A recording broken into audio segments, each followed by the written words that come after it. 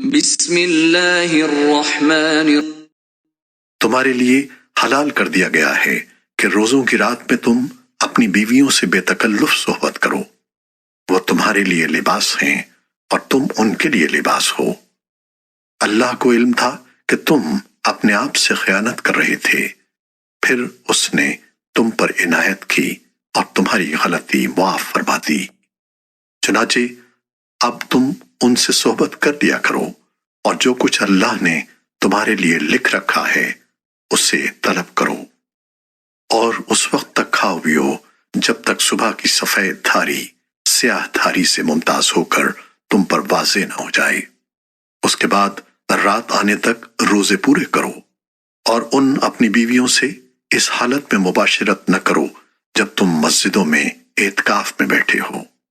یہ اللہ کی مقرر کی ہوئی حدود ہیں، لہٰذا ان کی خلاف ورزی کے قریب بھی مت جانا۔ اسی طرح اللہ اپنی نشانیاں لوگوں کے سامنے کھول کھول کر بیان کرتا ہے تاکہ وہ تقوی اختیار کریں۔ لوگ آپ سے نئے مہینوں کے چاند کے بارے میں پوچھتے ہیں، آپ انہیں بتا دیجئے کہ یہ لوگوں کے مختلف معاملات کے اور حج کے اوقات متعین کرنے کے لیے ہیں، اور یہ کوئی نیکی نہیں ہے کہ تم گھروں میں ان کی پشت کی طرف سے داخل ہو، بلکہ نیکی یہ ہے کہ انسان تقوی اختیار کرے، اور تم گھروں میں ان کے دروازوں سے داخل ہوا کرو اور اللہ سے ڈرتے رہو تاکہ تمہیں فلاح حاصل ہو۔ اور تم ان لوگوں کو جہاں پاؤ قتل کرو اور انہیں اس جگہ سے نکال باہر کرو جہاں سے انہوں نے تمہیں نکالا تھا، اور فتنہ قتل سے زیادہ سنگین برائی ہے۔ اور تم ان سے مسجد حرام کے پاس اس وقت تک لڑائی نہ کرو جب تک وہ خود اس میں تم سے لڑائی شروع نہ کریں۔ ہاں، اگر وہ تم سے اس میں لڑائی شروع کر دیں تو تم ان کو قتل کر سکتے ہو۔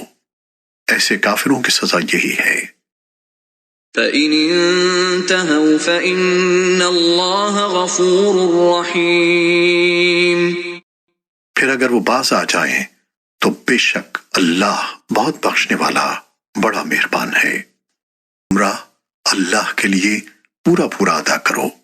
ہاں، اگر تمہیں روک دیا جائے تو جو قربانی میسر ہو اللہ کے حضور پیش کر دو، اور اپنے سر اس وقت تک نہ منڈواؤ جب تک قربانی اپنی جگہ نہ پہنچ جائے۔ ہاں، اگر تم میں سے کوئی شخص بیمار ہو یا اس کے سر میں کوئی تکلیف ہو تو روزوں یا صدقے یا قربانی کا فدیہ دے۔ پھر جب تم امن حاصل کر لو تو جو شخص حج کے ساتھ عمرے کا فائدہ بھی اٹھائے وہ جو قربانی میسر ہو اللہ کے حضور پیش کرے۔ ہاں، اگر کسی کے پاس اس کی طاقت نہ ہو تو وہ حج کے دنوں میں 3 روزے رکھے، اور 7 روزے اس وقت جب تم گھروں کو لوٹ جاؤ۔ اس طرح یہ کل 10 روزے ہوں گے۔ یہ حکم ان لوگوں کے لیے ہے جن کے گھر والے مسجد حرام کے پاس نہ رہتے ہوں، اور اللہ سے ڈرتے رہو اور جان رکھو کہ اللہ کا عذاب بڑا سخت ہے۔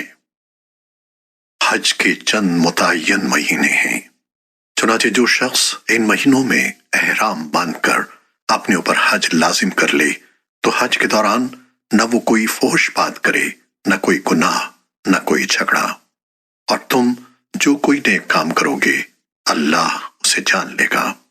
اور حج کے سفر میں زاد راہ ساتھ لے جایا کرو، کیونکہ بہترین زاد راہ تقوی ہے۔ اور اے عقل والو، میری نافرمانی سے ڈرتے رہو۔ تم پر اس بات میں کوئی گناہ نہیں ہے کہ تم حج کے دوران تجارت یا مزدوری کے ذریعے اپنے پروردگار کا فضل تلاش کرو۔ پھر جب تم عرفات سے روانہ ہو تو مشعر حرام کے پاس جو مزدلفہ میں واقع ہے اللہ کا ذکر کرو، اور اس کا ذکر اسی طرح کرو جس طرح اس نے تمہیں ہدایت کی ہے، جبکہ اس سے پہلے تم بالکل ناواقف تھے۔ اور اللہ کو گنتی کے ان چند دنوں میں جب تم منا میں مقیم ہو یاد کرتے رہو۔ پھر جو شخص 2 ہی دن میں جلدی چلا جائے اس پر بھی کوئی گناہ نہیں ہے، اور جو شخص 1 دن بعد میں جائے اس پر بھی کوئی گناہ نہیں۔ یہ تفصیل اس کے لیے ہے جو تقوی اختیار کرے، اور تم سب تقوی اختیار کرو اور یقین رکھو کہ تم سب کو اسی کی طرف لے جا کر جمع کیا جائے گا۔ شروع میں سارے انسان ایک ہی دین کے پیرو تھے، پھر جب ان میں اختلاف ہوا تو اللہ نے نبی بھیجے جو حق والوں کو خوشخبری سناتے اور باطل والوں کو ڈراتے تھے، اور ان کے ساتھ حق پر مشتمل کتاب نازل کی تاکہ وہ لوگوں کے درمیان ان باتوں کا فیصلہ کرے جن میں ان کا اختلاف تھا۔ اور افسوس کی بات یہ ہے کہ کسی اور نے نہیں بلکہ خود انہوں نے، جن کو وہ کتاب دی گئی تھی، روشن دلائل آ جانے کے بعد بھی صرف باہمی ضد کی وجہ سے اسی کتاب میں اختلاف نکال لیا۔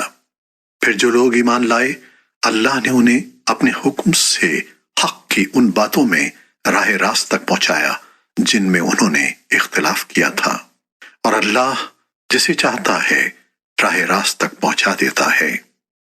مسلمانوں، کیا تم نے یہ سمجھ رکھا ہے کہ تم جنت میں یوں ہی داخل ہو جاؤ گے، حالانکہ ابھی تمہیں اس جیسے حالات پیش نہیں آئے جیسے ان لوگوں کو پیش آئے تھے جو تم سے پہلے ہو گزرے ہیں؟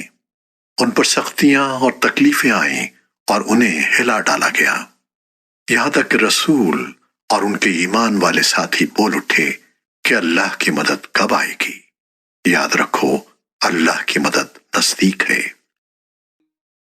لوگ آپ سے پوچھتے ہیں کہ وہ اللہ کی خوشنودی کے لیے کیا خرچ کریں؟ آپ کہہ دیجئے کہ جو مال بھی تم خرچ کرو وہ والدین، قریبی رشتہ داروں، یتیموں، مسکینوں اور مسافروں کے لیے ہونا چاہیے، اور تم بھلائی کا جو کام بھی کرو اللہ اس سے پوری طرح باخبر ہے۔